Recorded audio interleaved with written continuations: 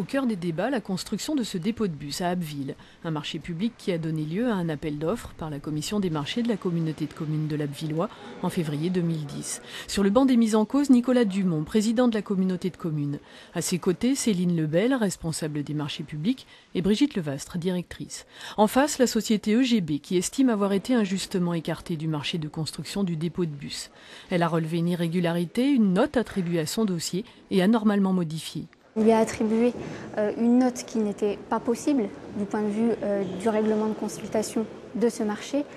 Le deuxième élément, c'est qu'elle s'est vue remettre fortuitement par la maîtrise d'œuvre le classement qui avait été suggéré par la maîtrise d'œuvre. Et à partir de là, elle a considéré que les réponses qui lui étaient adressées par la communauté de communes de l'Abbevillois n'étaient pas franches, n'étaient pas transparentes sur la façon dont ce marché a été attribué. Présence d'un élu d'importance, complexité d'un dossier très technique, le fait est suffisamment peu fréquent pour être souligné. C'est Bernard Farret, le procureur en personne, qui représente le ministère public dans ce procès.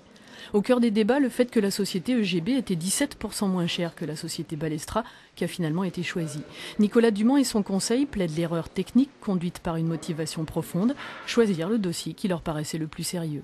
L'agent a reconnu effectivement l'erreur qui avait été commise, mais c'est sans influence sur les poursuites qui nous intéressent. Ce qui nous intéresse, c'est de savoir si on a modifié les critères, et ce qui nous intéresse, c'est de savoir si le président est intervenu ou s'il avait un intérêt personnel. D'intérêt personnel, il n'y en a pas, et de modification des critères, il n'y en a pas.